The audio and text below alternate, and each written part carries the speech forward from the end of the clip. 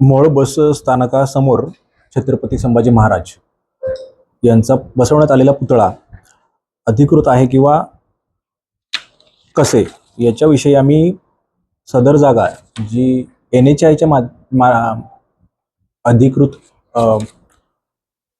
अधिकाराखाली आहे त्यांच्याकडे प्रकल्प संचालक NHAI यांना पत्र दिलेलं आहे की सदर जमीन ही राष्ट्रीय महामार्ग प्राधिकरणाच्या मालकी अधिकरणाखाली आहे का, तसंच सदर पुतळा बसवण्याकरता त्यांनी अधिकृत परवानगी दिलेली आहे का आणि या संदर्भामध्ये त्यांची पुढची भूमिका काय आहे याच्याविषयी आपण माहिती मागवलेली आहे।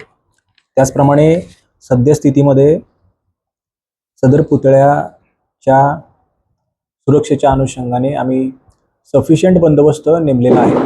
या ठिकाणी कायदा सुव्यवस्था अबाधित आहे, पूर्णपणे शांतता आहे आणि तेथील लॉ आणि ऑर्डर मेंटेन करण्यासाठी, शांतता ठेवण्यासाठी आम्ही सक्षम आहोत।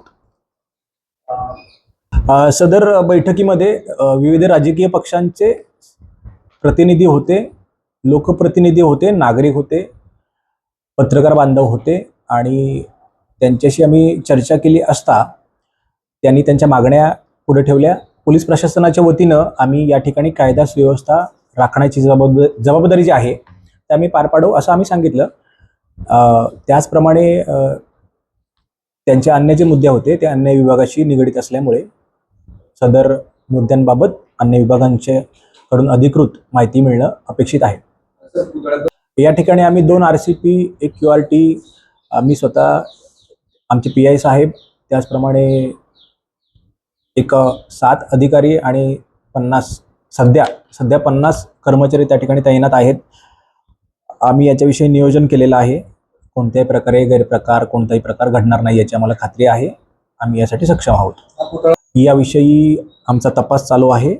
आमच्याकडे खात्रीशीर माहिती येतात, तथ्य आधारित ऑब्जेक्टिव्ह फॅक्च्युअल माहिती आम्ही आपल्याला देऊ। त्याचप्रमाणे कोणतीही कायदेशीर प्रक्रिया केल्यानंतर त्याच्याविषयीची माहिती आम्ही आपल्याला देऊ। सद्यस्थितीमध्ये मात्र याचा तपास किंवा याच्या अनुषंगाने चौकशी चालू आहे।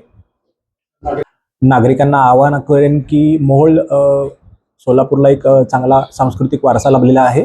मोहोळ एक चांगलं शहर आहे, प्रगती अभिमुख शहर आहे। या ठिकाणी कायदा सुव्यवस्था राखण्याकरता पोलीस प्रशासनाला आत्तापर्यंत त्यांनी सहकार्य केलेलं आहे। निवडणुकाच्या काळामध्ये अतिशय चांगल्या प्रकारे निवडणुका पार पडल्या, तसंच या ठिकाणी कायदा सुव्यवस्था राखण्याकरता त्यांनी सहकार्य करायचं आहे। मी आपणाला सांगू इच्छितो की समाजाच्या सर्व प्रतिनिधी, राजकीय असतील, सामाजिक असतील, पत्रकार बांधव सगळ्यांशी आम्ही कम्युनिकेशनमध्ये आहोत।